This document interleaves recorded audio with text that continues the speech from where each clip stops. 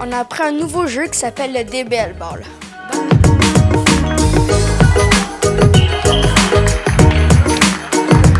Le DBL Ball a été inventé en 2003 par un gars de Québec, James Lévesque. Il voulait un jeu offensif qui forçait les joueurs à jamais lâcher.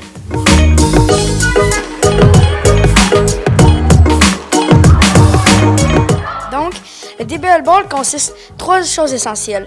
Dribbler, botter et lancer. Donc, pour faire la mise au jeu, il doit y avoir 5 joueurs par équipe sur le terrain et un joueur de chaque équipe va aller à la mise en jeu. Donc, pour faire la mise en jeu, les 2 joueurs devront se mettre à 4 pattes et quand l'arbitre va siffler, les 2 joueurs devront taper sur le ballon. Donc, l'équipe qui aura le ballon, pour faire un but, il devra soit jouer avec ses pieds comme au soccer, il pourra faire des passes ou dribbler, comme au basket. Puis, pour marquer un but, il doit tirer dans l'arrière du but. Pour empêcher des buts, l'autre équipe peut glisser en dessous du but pour le bloquer. Il faut aussi empêcher des passes. Et pour les fautes, il n'y a pas de double dribble comme au basket, alors tu peux dribbler, arrêter et repartir. Il n'y a pas de limite de jeu, alors si le ballon va sur les murs, c'est encore en jeu. Et les seules fautes sont soit entre deux, où il y a 2 personnes qui ont le ballon en même temps, ou il y a ou quand il y a quelqu'un qui essaie de bloquer, mais il encercle la personne, et ça, on n'a pas le droit de faire. Là, je vais vous dire un petit peu de stratégie pour le DBL Ball. Admettons, si vous êtes les 5 dans le but, les personnes vont plus se rapprocher vers le but et ils auront une opportunité de compter. Donc, il faudrait qu'il y ait au moins 3 joueurs et 2 qui pourchassent le ballon. Aussi, quand vous êtes offensif, vous devriez placer un joueur en arrière du but et les 4 joueurs qui sont là. Parce que si le ballon l'autre équipe prend le ballon et s'en va vers votre zone, il y aura un joueur en arrière, ou si vous êtes mal pris, vous pourrez passer aux joueurs en arrière et leur passer. Il y a d'autres stratégies, mais je m'en rappelle plus, mais c'est ça.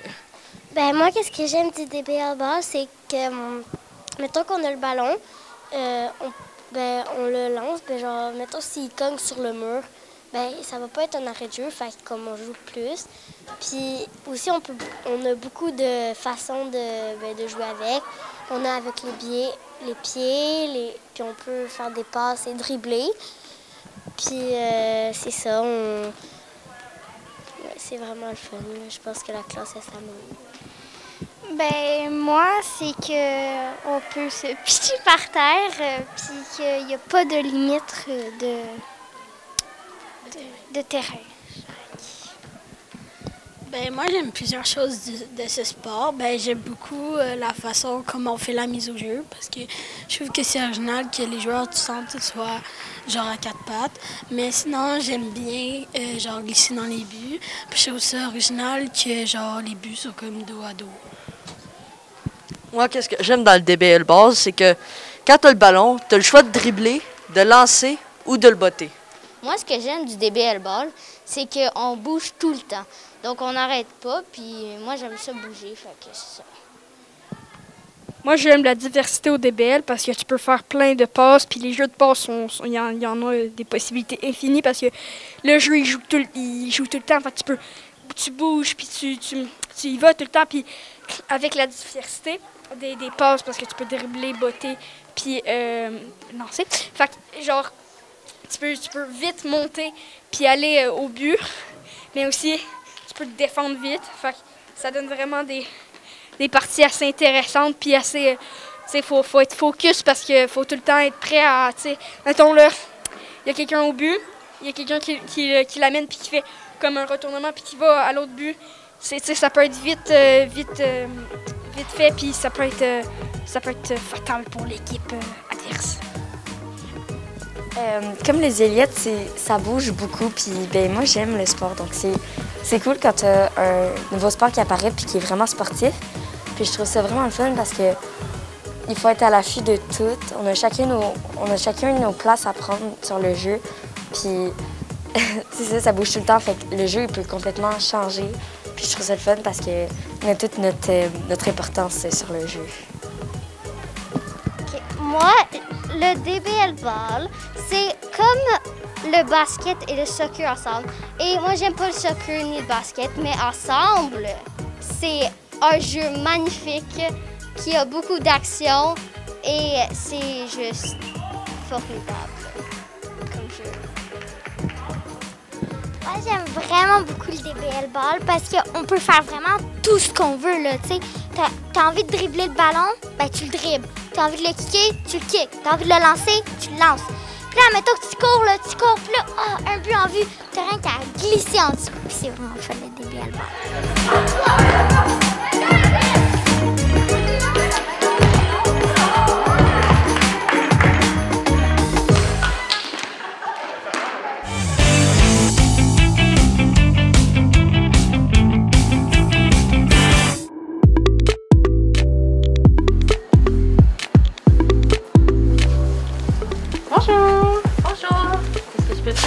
Oui, je cherche des jeux de société pour ma classe de maternelle 5 ans.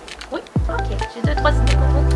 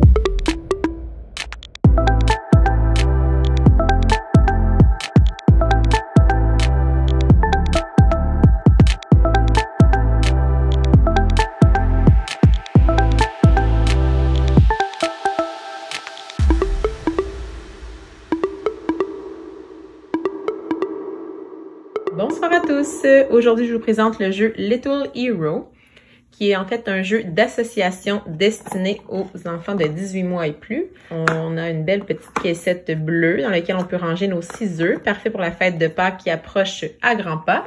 Ici, on a 6 œufs. On peut l'utiliser comme casse-tête. Donc, l'enfant vient assembler les 2 morceaux pour former l'œuf. Déjà, ça travaille très bien la motricité fine. On peut également demander à l'enfant de me donner les 2 morceaux de la bonne couleur. Donc, par exemple, donne-moi les 2 morceaux orange.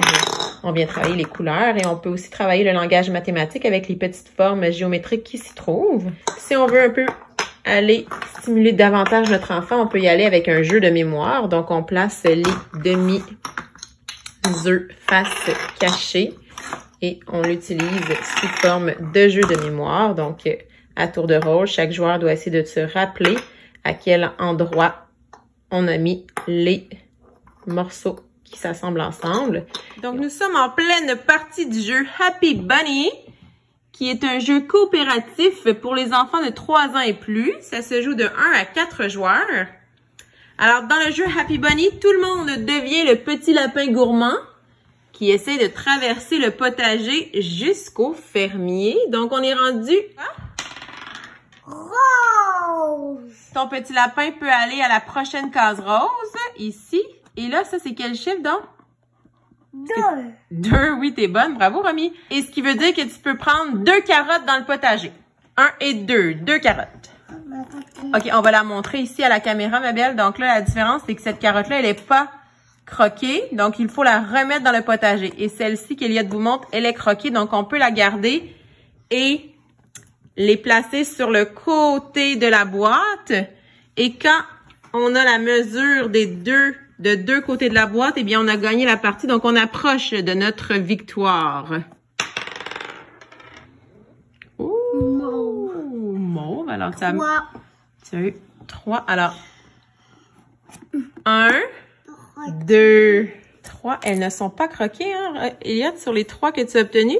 Est-ce qu'il y en a qu'on peut conserver? Celle-ci. Alors, les 2 autres, on peut les remettre dans le potager. Et la partie se déroule ainsi de suite. Sinon, on a atteint la partie, elle est terminée. Donc, est-ce que vous aimez le jeu Happy Bunny? Oui. Oui, alors on dit bye bye. Alors aujourd'hui, on teste le jeu Choco. Donc c'est parti, Olivia. Olivia brasse le dé. Elle obtient cacahuète. Est-ce que c'est bien une cacahuète? Oui. Oui, c'est au tour de Liam. Cerise. Liam a obtenu cerise. Est-ce que c'est une cerise? Oui. Super, c'est au tour d'Eliott Monette. Moi, je pense une fois. Eliott, qu'est-ce que tu as obtenu? Cacahuète, cacahuète, super. Juliette, à toi.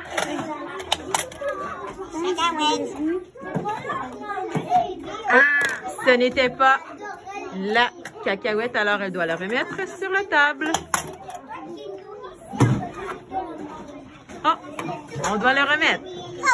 Alors, quand on a la même image que sur le dé, on peut garder le chocolat. Quand ce n'est pas la même image, on doit le remettre. Et quand on attrape la chenille, on doit remettre un de nos chocos dans le milieu de la table. Bonsoir tout le monde! Je teste pour vous ce soir le nouveau jeu La Pagaille. Donc, une nouveauté pour moi. Une nouveauté printanière qui aborde les couleurs. Donc, dans le jeu La Pagaille, vous pourrez trouver dans le petit cahier d'instructions 3 différents niveaux. Je vous présente ce soir le premier niveau qu'on appelle le niveau Céphastoche. Donc, on a Sam, le petit renard peintre, qui essaie de mélanger les couleurs et qui fait quelques petites erreurs. Donc, on met dans le fond, toutes les cartes de pot de peinture autour. On forme un cercle et dans le milieu, on vient mettre la carte 0 duo qu'on vient changer en alternance. Donc là, si on y va pour 0, on mélange les cartes arc-en-ciel qui sont ici. Et chaque joueur se passe la pioche à tour de rôle. Donc, on commence, on vient mettre la carte arc-en-ciel dans le milieu. Et là, tous les joueurs sont mis à contribution. Donc, c'est un jeu action-réaction. Le premier qui vient trouver, dans ce cas-ci, 0. Donc, la couleur manquante dans l'arc-en-ciel. On a toujours les pots de peinture autour pour se servir de repères. Donc, ici, par exemple, celle qui manque, ce serait bleu pâle. Donc, le premier joueur qui tape, dessus, remporte la carte arc-en-ciel ici. Et là, ensuite, on peut retourner la carte, on la met en position duo. On passe la pioche au joueur suivant qui vient la déposer juste à côté ici. Et là, étant donné que c'est duo, maintenant, on doit faire appel à la couleur qui a été mise en double dans l'arc-en-ciel par Sam le renard. Donc ici, c'est le bleu foncé. Donc, ce serait le premier joueur à venir taper sur le bleu foncé qui pourrait remporter la partie. Donc, ça se continue ainsi de suite jusqu'à temps que la pioche soit vidée. Et le gagnant est bien sûr celui qui a le plus de cartes. Donc, un petit jeu La Pagaille, un petit jeu de cartes fort intéressant qui travaille les couleurs, l'observation, l'attention-concentration, la rapidité et j'en passe. Bonne soirée! Bye! Je vous présente un de mes coups de cœur dans les jeux de société, Croque-Carotte de la compagnie Ravensburger. Dans le jeu Croque-Carotte, on a ici la petite Colline. On a ici les petits pions en forme de lapin. Donc, on peut jouer 4 joueurs et il y a 4 lapins de chaque couleur. Donc, on a 4 chances. Dans le jeu Croque-Carotte, il y a 3 sortes de cartes qu'on peut avoir. Donc, on a un petit paquet de cartes ici qui devient en fait la pioche de jeu. Donc, on peut avoir celui-là ici qui représente un bond de lapin. Donc, les cartes sont très bien illustrées pour les tout petits. On a la carte 2 bonds de lapin. Donc, notre pion peut faire 2 bonds de lapin. La carte 3 bonds de lapin. Donc, on avance de 3 cases. Et la dernière qui est possible d'avoir, c'est la case de la carotte. Et on doit faire tourner la carotte. Ici, 3 petits bonds de lapin. Donc, 1, 2, 3. C'est au prochain joueur. Clic. Donc là, je peux tourner la carotte. Et il y a différents obstacles. Donc là, il y a des petits trous qui ouvrent. Il y a une marmotte qui peut sortir juste ici. Il peut sortir du trou et faire tomber un des lapins. Donc là, à ce moment-là, on prend un autre pion pour rejouer. Un bond. Et là, on y va ainsi de suite. Et c'est bien sûr le gagnant qui réussit à arriver tout en haut du sommet de la colline Carotte qui gagne la partie. Aujourd'hui, on teste le jeu La Fabrique à sucre. Alors, la fabrique à sucre, c'est un peu sous forme de jeu serpent-échelle. Donc, on part du nuage ici avec notre pion et on essaie de gravir les défis pour se rendre tout en haut ici. Et à chaque endroit, il y a toujours un petit défi à relever. Donc, quand on arrive au petit cupcake ici, on prend la planchette et on doit relever un petit défi de mémoire auditive, c'est-à-dire qu'un autre joueur décrit les bonbons et le joueur, dans le fond, doit essayer de le faire sur sa planchette. Si on arrive sur un défi de cône, on doit essayer de décorer un cône. Donc, ça consiste en fait en une petite résolution mathématique que l'enfant doit essayer de résoudre. Et si on arrive sur une petite brochette, alors là, l'enfant doit essayer de refaire une brochette de bonbons. Donc, on travaille ici la mémoire visuelle. On doit essayer de prendre une photo, tourner de côté et reproduire la brochette de bonbons. Donc, à chacun des défis, il y a 3 niveaux. Donc, nous, on joue avec les verts pour l'instant, donc niveau débutant. Mais il y a aussi les cartes jaune intermédiaire et rouge expert. Donc, on y va. On est rendu à l'équipe ici. Olivia, vas-y. Donc, on lance les 2 dés simultanément. Donc, on lance les 2 dés. Le résultat obtenu avec le dé blanc nous indique le nombre de bonds qu'on fait avec notre petit pion. Donc, 5. Tu peux avancer de 5 ton petit pion. 1, 2, 3, 4, 5. 5. Alors, on arrive à un défi de brochette ici. Donc, les filles, vous avez déjà votre planchette. Parfait. Donc, je vous donne un défi de brochette ici. Donc, mettez-le. Vous l'avez déjà fait celui-là? Oups, on ne l'avait pas mis en dessous. Alors, je vous en donne un deuxième. Voilà. On va le mettre en dessous pour ne pas se mélanger. Donc, on essaie de prendre une photo visuelle. Donc, c'est la mémoire visuelle qu'on travaille avec le défi de la brochette. Donc, tu peux essayer de te faire une petite comptine, essayer de les mémoriser en prenant une photo. Il ne faut pas les rassembler tout de suite, ma belle Jade. Parce que sinon, c'est de la triche. Quand vous êtes prêts, vous tournez la fiche de côté. Ok, c'est bon, on attend. Le poisson après.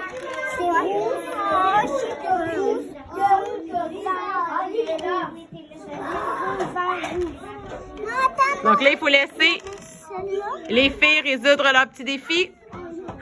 On va voir si c'est la même. Et là, on vérifie. Alors, est-ce que c'est la bonne réponse? Il y avait juste une petite erreur ici d'inversion, mais c'était presque ça. Alors là, dans ce cas-là, on ne pourra pas avancer notre pion de nouveau avec le dé vert. Donc, on peut avancer après ça. Si on a obtenu le défi, si on l'a réussi, on peut avancer. Dans ce cas-ci, on avait une petite erreur, donc on ne pourrait pas avancer notre jeton à nouveau. Et ça va ainsi de suite jusqu'à temps qu'on atteigne le beau petit gâteau sucré en haut. Alors là, ça va être au tour de qui? On est au tour de Coraline. Allez-y. Donc, vous pouvez lancer le dé, les filles.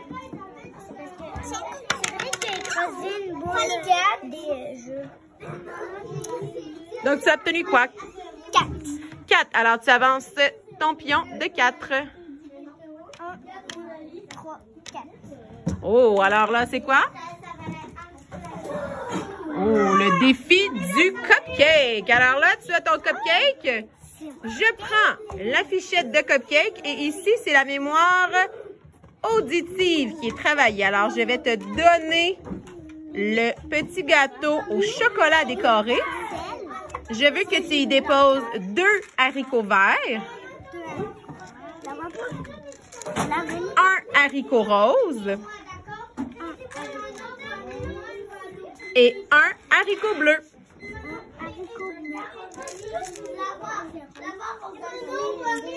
Et là, on vérifie. Est-ce que Coraline a bien relevé le défi? Oui! Bravo! Alors là, tu peux avancer ton pion avec le résultat du dé de couleur. 2. J'ai jamais pogné 1, 2. Super! Et là, celui-là, on le fait pas, on l'a déjà fait. Donc là, ça serait autour de l'autre et ça va ainsi de suite. Merci beaucoup, les filles. C'était la fabrique à sucre. Bye bye! Voici donc le jeu Dali le renard. Donc, il s'agit d'un petit poulailler dans lequel nous avons différentes sortes d'œufs de couleurs. Donc, on peut recevoir des petits œufs de couleur. Alors, on a ici une petite cheminée avec 3 petits dés. Donc, on a toujours un dé fermier. Donc, ça, c'est le dé du fermier avec la couleur de l'œuf qui le protège. Et on a 2 dés avec les œufs de couleurs variées. Donc, pour jouer, on met les 3 dés dans la cheminée. Et là, quand les dés sortent, on peut observer que j'ai obtenu ici le dé jaune du fermier. Donc, ce qui veut dire que le fermier protège l'œuf jaune. Et ensuite, j'ai obtenu 2 œufs rouges. Donc, ce qui veut dire que je peux prendre un œuf rouge, étant donné que c'est la seule option que j'ai. Donc, je peux prendre un œuf rouge. Et là, ensuite, je peux décider de me dire, est-ce que je prends un autre risque? Est-ce que je joue un autre tour? Ou est-ce que j'arrête ici et je garde mon œuf rouge pour moi? Donc là, si j'essaie une nouvelle fois, le fermier protège les œufs orange. Et moi, j'ai obtenu un dé avec l'œuf jaune, un dé avec l'œuf bleu. Ce qui veut dire que je peux prendre soit un œuf jaune, soit un œuf bleu, ou bien un œuf vert, ce qui est en fait la couleur obtenue par le mélange du vert et du jaune. Donc, si je décide de prendre, par exemple, le vert, qui est le résultat du bleu et du jaune. Donc là, pour mon tour jusqu'à maintenant, j'ai un œuf vert, un œuf rouge. Je décide de jouer à nouveau. Le fermier protège l'œuf mauve. Moi, j'ai obtenu 2 œufs rouges, donc je décide de prendre un autre œuf rouge.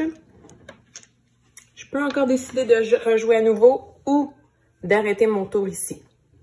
Donc, si j'arrête mon tour, je garde mes 3 œufs accumulés. Si je continue et je décide de risquer encore ma chance, je continue. Donc, le fermier protège les œufs mauves.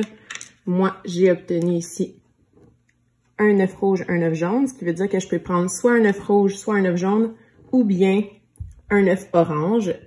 Le résultat obtenu quand on mélange la peinture rouge et la peinture jaune. Donc, si je vais pour un orange,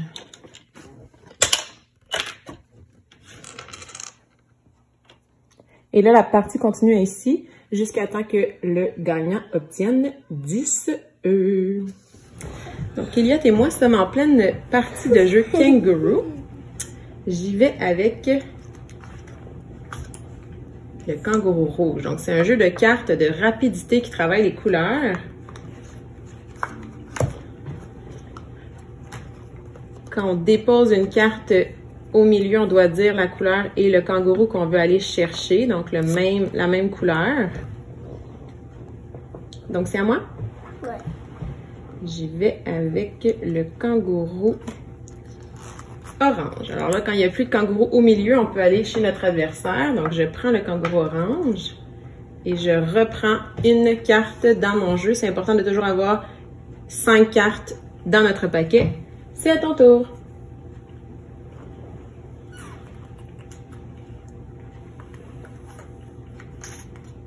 Et bien sûr, la partie se termine quand il n'y a plus de cartes dans le milieu. Et le gagnant, c'est le joueur qui a accumulé le plus de kangourous. Rouge.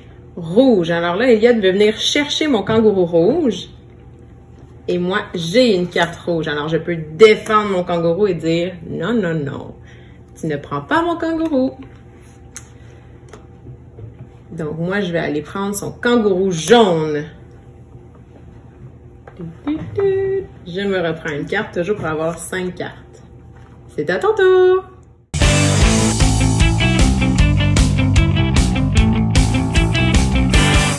Pour la 15e année de Scolaire Le Monde, on vous présente d'anciens reportages. Dans le cadre de la Journée de la femme, on vous présente une femme inspirante. Nul autre que Véronique Dicker, qu'on a eu la chance d'interviewer l'année passée. Bonjour tout le monde, cette semaine à Scolaire Le Monde, Véronique Dicker! C'est qui elle?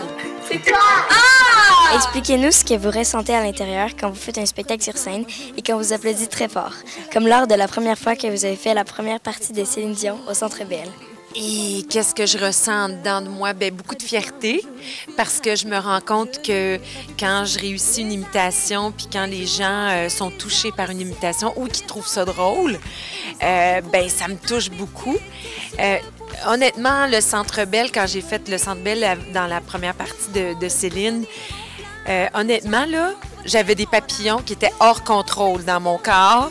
Je savais plus comment réagir. J'étais très nerveuse parce qu'il y avait 22 000 personnes qui, en même temps, applaudissaient tellement fort. J'avais mal aux oreilles tellement que c'était fort. Puis je savais pas quoi faire. Donc, j'étais devant tous ces gens, puis et là, je leur disais, mais OK, merci, mais je savais pas quoi faire. Des fois, c'est comme il faut travailler notre imitation, puis il y a des fois que ça marche tout de suite, puis il y a d'autres fois que c'est pas bon, pas en tout. Et là, on travaille, puis il faut vraiment mettre beaucoup de travail, puis à un moment donné, ben l'imitation, elle arrive, puis c'est parfait. Mais une qualité, donc l'écoute, le travail, et je pense qu'il faut avoir une capacité vocale aussi à être capable de changer sa voix. Êtes-vous capable, vous autres, de changer votre voix? Pas vraiment?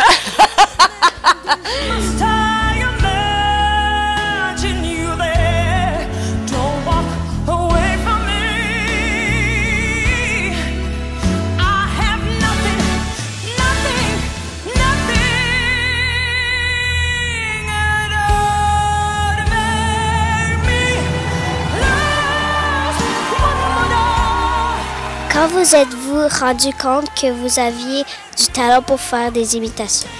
Bien, je chantais, mais moi, j'ai un album, j'ai 2 albums de chansons. Et quand je faisais mes spectacles, à un moment donné, dans la balance de son, j'imitais des gens. Et là, à un moment donné, toute mon équipe m'a dit, bien, Véronique, fais donc des imitations, fais donc Céline Dion devant les gens ce soir pour le spectacle. Et c'est ce qui est arrivé. Et les gens ont eu une très grosse réaction, plus à mon imitation qu'à mon propre matériel de chanson. Alors, ça a été comme un petit signe qui me dit, Véronique, essaye donc de faire des imitations. Puis en plus, j'avais cette facilité-là. J'étais capable d'en faire. Puis je me suis dit, bon, ben let's go, j'essaye. Et quand je suis arrivée à mon professeur de chant, parce que j'ai un professeur de chant qui m'aide à faire mes vocalises puis mes voix, bien, je suis arrivée puis je lui ai demandé, je disais, on essaie tout de faire des imitations? Puis elle me dit, OK, let's go, on essaye. Puis quand j'ai commencé, je me suis rendu compte que je trouvais ça facile. Et c'est là que j'ai développé, que j'ai pris goût.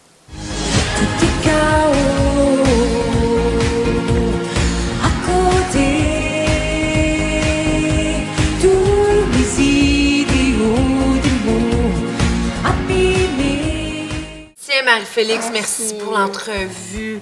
Bisous. Et là, Angéline. Non, Évangéline. Voyons, non. C'est toi, Angéline. Non, Évangéline, voyons, c'est Seigneur, Véronique. Donc, E-V-A-N-G-E-L-I-N-E. OK. Attends, là, il m'en reste une. C'est une pierre qui commence par A. C'est quoi? Une pierre qui commence par A.